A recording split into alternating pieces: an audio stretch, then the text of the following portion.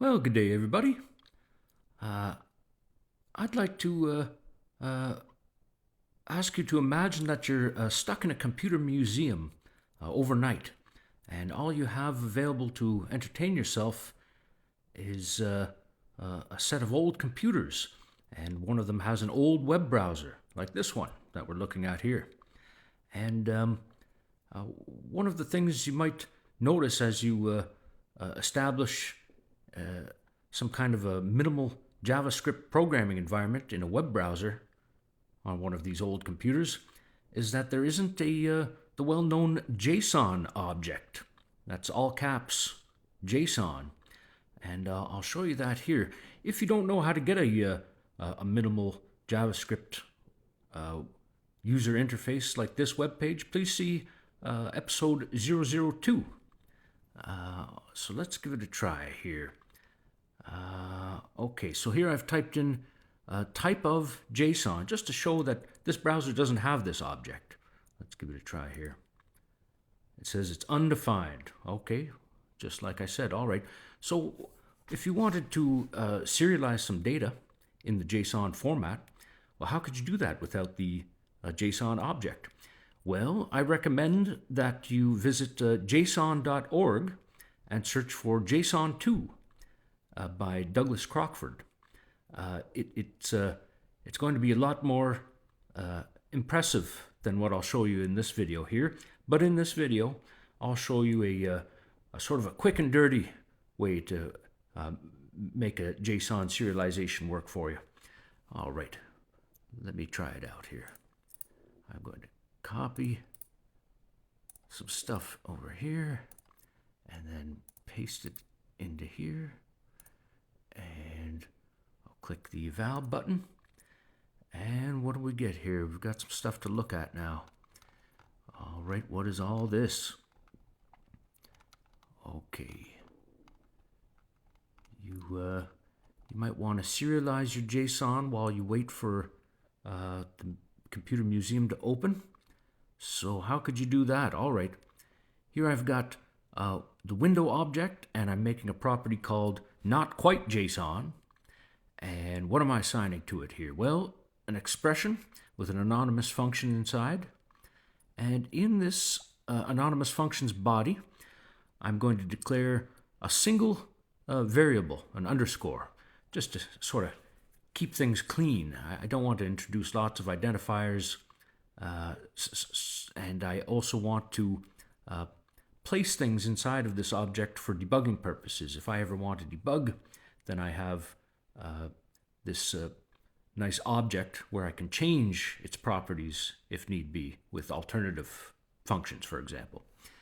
All right, so what's the first thing here is I'm going to make a keys property for that object, and it's going to be the result of this business here. What is this? Here's another function expression with an anonymous function. And what does it do? All it does is return keys. And here's keys right underneath it, a function called keys. Well, why have I done it this way? This is a little bit confusing looking, right? Well, this old web browser that we're looking at here, it has a fun quirk whereby if you create an object and assign a property and you make a function, if you give that function a name, like we have here, the word function followed by the word keys or the name keys, identifier keys, then this web browser will make that identifier, it'll place it in the scope so that other functions, for example, will see this identifier. So what I'm doing here is I'm tucking it away in behind another function just so that it doesn't appear in this scope up here and other functions won't be able to access it directly. So that's why I've done it that way, and that's what I'll show. The other functions have also used that technique. So this function keys, it takes an object argument and it has prop and props, and modern web browsers often support this object.keys function here. So if the type of object.keys is a function. That implies that it's available in the JavaScript implementation. And so this keys function will return the result of invoking that object.keys with the object argument. However, if the browser's like this old one that we're looking at, and it doesn't have object.keys, then what's it going to do? It's going to make an empty array called props, and for each property name that's found for the object, then it's going to push that property name into the props array, and then it's going to return the props array. That's all that keys function does. And then what is this down here? This is the end of the outer anonymous, or the inner anonymous function at the end of the expression to make it a function expression, and then I'm calling it, and so it's the result. This return keys, that's the result that's going to be planted into this underscore.keys property. The next function here, same sort of business here. This time the function's called parse, and it takes an argument called JSON candidate. Well, this is not particularly safe, the strategy that this function uses, but as I said, this is quick and dirty. Never use the eval function to evaluate somebody else's string. Only ever use it for your own strings. But if you're trying to entertain yourself on a computer while nobody's around and you want to serialize some JSON, well, this is how you can do it. You can use the eval function here. So what am I doing this time? Well, this time I'm going to return this parse function, and here's the parse function here, and all it does is return the result of calling the parse inner function with the same argument, JSON candidate. Well, why have I done that? Well, because if somebody calls this parse function as a member of an object, it's going to have a this available to it. This parse function is going to have a this. I don't want a this to be available. So what I'm doing is I'm bypassing a this by calling the parse inner function, and it has no object and no dot before it. So it's not going to have a this. And inside this parse inner function, it has a single argument with a funny name here.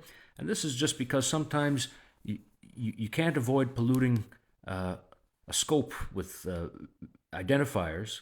And down here we have an eval invocation. And so it's going to have access to at least some stuff. And one of those things it'll have access to is this strange identifier. So I've tried to make it unique and get it out of the way in case it, in order to try to avoid conflicts from a user who might want to do something with whatever identifier they like. And what does this function do? Okay, well, it's overriding the underscore object with a local variable, and that'll hide that underscore object. And it's doing the same thing. It's overriding the parse, and it's overriding parse inner. So all of these things are going to be undefined for this code that gets evaluated down here. And what's next here? Same thing with arguments. Arguments would be automatically available because we're inside of a function, so I'm setting it to undefined as well. And then what are we doing? We're invoking eval. We're using a left bracket. Some people call those parentheses, but I call them brackets. And left and right brackets are surrounding this identifier here. So this is going to be evaluated by eval as part of an expression, and the result of that expression is going to be the return value for this parse inner function. And likewise, that'll be the return value for this parse function. And ultimately, that'll be the return value of somebody's invocation of this parse function. All right. Well, why are we doing that? Because JSON is a subset of JavaScript. So one of the cheapest ways to deserialize some JSON is with eval. And that's why we're using that. But it's horrifically unsafe. Please remember that. This is for in a pinch situations. You don't want to use eval in general with any string that you don't trust. All right, what's next down here? Okay, underscore dot stringify. What does this do? Okay, it's returning a stringify function. Here's the stringify function. Stringify takes a JSON candidate argument, and it produces a state variable, and it initializes that state variable with an object, which has a ancestors property, which is an empty array. And then it invokes _.stringify any, and it passes it the same JSON candidate, and now it passes it that state, that fresh state. And it's going to return the result of stringify any, which is coming up here. Pardon me. Down here in stringify any, it takes JSON candidate and state, and it uses a switch statement to take a look at the type of the JSON candidate. It's going to take certain actions based on what you've passed to stringify. The default case for the switch statement is going to be to throw an error saying this is not a JSONable type. And next case is if the type is a number. We do a sanity check here to find out if the number is not finite, then we're going to throw an error saying that the non-finite number has been detected. And this is going to match both infinity, positive and negative infinity, as well as not a number, the capital N, small a, capital N, NAND identifier, and its value will match this too. However, if the number is finite, then we fall through to this second case here, which is going to be the same kind of stringification that we do for a Boolean. Boolean, of course, is true and false. So all we do simply is we take an empty string and we add the value of either this finite number or of a Boolean, and that's just going to stringify into the number, or true or false. And that'll be the return of stringify any if it's a Boolean or a number. Now, what about the case for a string? Okay, well, it's going to be a little more complicated, so I'm going to call another utility function stringify string, and I'm going to pass it the JSON candidate. I don't need to pass the state, though, because this stringify string function doesn't require state. But for objects, we might like to keep track of things like circular linkage in some JavaScript object. So for the case of an object, first we check if the candidate is equal to the null value, because the type of null is an object. And if it is a null, then we return a string for null as the JSON. But if it's an instance of an array, then we're going to return the result of calling a stringify array with a JSON candidate and state. Otherwise, the object is not an instance of an array, and we'll return the value of calling stringify object with JSON candidate and state. Pardon me again. Well, my voice always seems to give out on me in these videos. Oh, well. All right, what's down here? Okay, so here's one of the interesting functions, stringify array. What does it do? We have a little iterator index here, and JSONs, whatever that is. We've been passed an array and the state, and then I'm going to call _test circular. I'm going to pass it the array and pass it the state. So you might remember from earlier, the state had a property called ancestors. So we'll see what's going on here. If test circular doesn't throw an exception, that is, it seems safe that we don't have circular linkage within our JavaScript object or array, then we proceed down to here, where we add the array to the ancestors property, which was an empty array originally in the state. And so this will keep track so that as we recurse through objects, if we re-encounter this array, it's going to show up in a match from the test circular function, and it'll throw an exception complaining about circular linkage. But we'll see about that. Okay, so we push the array as an ancestor. We create an empty array called JSONs, and then for each element within the array, we add an element to this empty JSONs array, which is the result of calling stringify any with the array element and passing the state as well. So there's nothing that prevents an array from having an element that is itself. That's circular linkage. So we've got this test circular business, and we've pushed the current array into the ancestry so that we'll detect that situation. So otherwise, what we're doing is we're just basically starting over and calling JSON stringify, roughly, on each element of the array. And those JSON results are all getting pushed into this JSONs array. After that, we don't need to track this array in the ancestry anymore because we've finished with our recursion. So we pop it off the ancestors array. And the last thing we do is we take these square brackets and we surround the JSONs array after we join its elements with a comma. So if it's an empty array, JSONs.join with a comma is going to give an empty string. There won't be anything. And that empty string will be between two square brackets. And that is an empty array.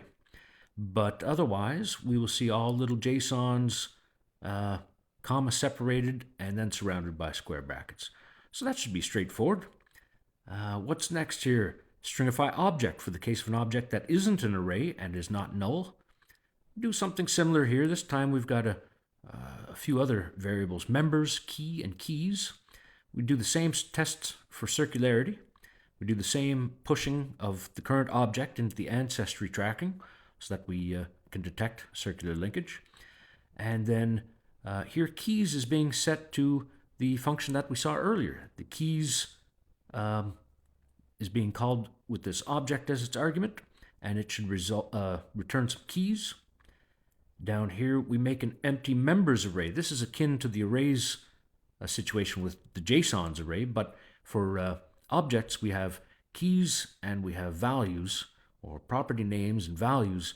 So members is going to be a little bit different here.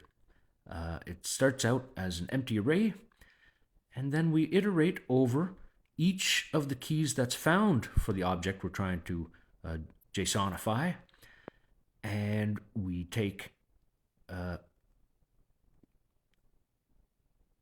the ith element of the keys array, and we assign that to the key variable. And what's down here? Okay. So a key is just a string. So it's appropriate for us to use stringify string to serialize the property name or the key.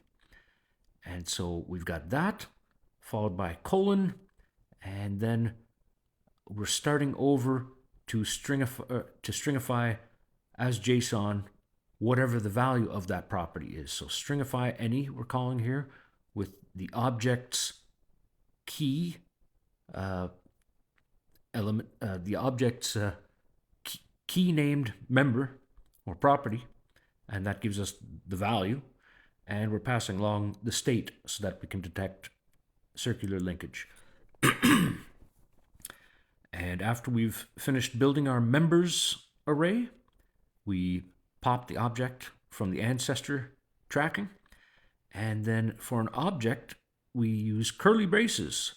And in between those curly braces, we have the members array gets its elements joined together with a comma, once again, and all of that goes in between the curly braces. Or if members is empty, that'll be an empty string, and we'll have a left curly brace and a right curly brace with nothing in between them, and that'll represent an empty object. All right, now this is the trickiest part, I think, of all of this, is string replacements. So when we're trying to JSONify a string, we have certain code points that have direct representation, but certain symbols we want to do some escaping for and represent them differently. So the first substitution we're going to make here, this is string replacements, is an array of arrays where the first element is a regular expression search pattern, and the second element is going to be what that pattern gets substituted with. So here in the first one, we're taking a look for all backslashes, and we're replacing them with //, which represented in a string here requires escaping each backslash. So there's 4 backslashes here, but really the string that'll be plugged in will be 2 backslashes. And next we will replace double quotation marks, all of them, and we'll replace them with a backslash followed by a quotation mark, a double quotation mark. And then some of these other code points here from our control codes from 0 to 32, I believe it is.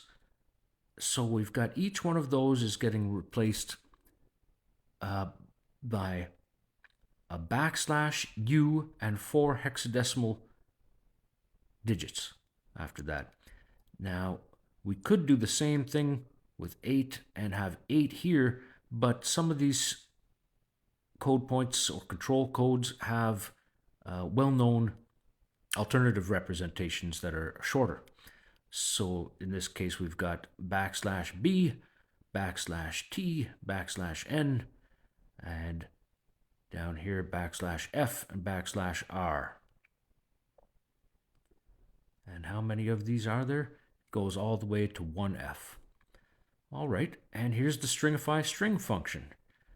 What does it do here? Here's an iterator index and replacement. It's going to iterate over all the elements of that array we were just looking at, the string replacements array.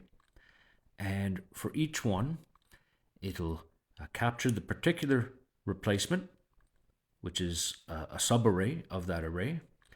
And then it's going to take the string that's passed the stringify string, and it's going to reassign to the string identifier the result of taking the string and replacing the regular expression is the first element, you'll remember, and then the substitution is the second element. So we run replace on this string, we store the result, we go back, we do the next element of the string replacements array, and we do the same thing. So over time, we're replacing each of the replacements in this string. And finally, once we finish that, we surround that string by double quotation marks, and that's a string. So here's test circular. And what does this do? It has an index here, and it goes and it takes a look at each one of the ancestors, the elements in the ancestors array in the state. And if the object that we're testing equals something that's found in that ancestors array, throw an error saying circular reference detected, because we don't want circular references. There are other forms of linkage besides circular references, and this sort of cheap JSON stringify implementation doesn't try to work around those or anything. If you have the same object appear multiple points in the tree of the object you're trying to serialize here, it'll just be expanded each time there, as long as it's not circular linkage. And finally, after all of that, what is this? The return value of the anonymous function is going to be a smaller object, not the underscore object, but a smaller object where we're just going to copy in the underscore object's parse and stringify functions. And that'll be all that's available in this object, which is then returned as the result of this function. And this function has been called, and that gets us all the way up to the very top again. What did we do with that result? Well, we assigned it to window.notQuiteJSON. Well, does any of this work? Let's check it out.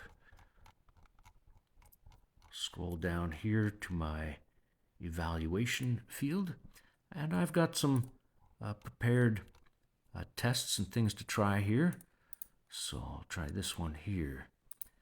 This one will show us that when we try to... Oh, paste didn't work this time. Let's see. Oh, maybe it's not working. This has happened before where I've lost my paste ability.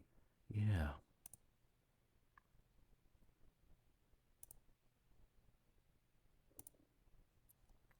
I've got to reconnect. Just to foul up the video, this type of thing happens. All right, let's try it again here.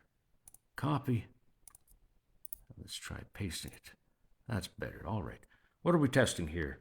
Calling stringify with nothing, no argument. Well, that's undefined. So undefined isn't something that can be JSONified. So let's try it out. Non-JSONable type. Undefined is not a JSONable type. All right, that's good. Okay, what about this test over here? We'll try to stringify nan. Let's give it a try here. Non-finite number detected is the error we get. Okay, that seems right. Okay. How about something else? What if we try to serialize a function? Okay, here I've got an anonymous function, just a dummy function. I'll try to stringify it. Non-JSONable type. All right, looking good. Okay, what's something else we can do here? Maybe all of this here. Copy this. You won't be able to see this very well, but you'll see something a little later. Here I've got a sort of a sample JSON, and I'm assigning it to the window.json test property. I'm going to give it a try here. Eval. Okay, you can't quite see it, but it's a fairly extensive JSON example. It's got lots of properties and nesting and different kinds of tests. All right. Well, what happens if we can try to deserialize that JSON? So I'm going to try to use not quite JSON.parse. I'll pass it that test, and we'll store the result as JSON parse test. Okay. Well, we got an object. That's promising. All right. And let's make sure that serializing and deserializing works backwards and forwards. Here I'm going to take that deserialized JSON parse test that was just created a moment ago, and I'm going to use not quite JSON.stringify to try to stringify it, and I'm just testing for equality with the original JSON that was input to find out if it serialized the same way. I click eval and I get true. Well, that's good. And just to show you that there was something actually in that JSON, we'll take a look at JSON parse test dot nested array first element dot two member object dot two. Was there something in here? Yes, the number 2. All right. And what about all the efforts that were undertaken to try to hide identifiers with undefined, etc.? Okay, here's another test here. This is the identifier for the parse function. And so it's the only sort of piece of pollution that we should be able to have when we use not quite JSON.parse. Let's give it a try here. All right, it found that it was a string, and in fact it is the string, this string, type of space, and the name of the identifier. But we shouldn't get any of the other identifiers here, so one of the other things that was nearby was this parse inner function. I don't want that to be accessible from the evaluation that's invoked by this parse function. Let's give it a try and find out if that worked. Undefined. All right. Well, that's great.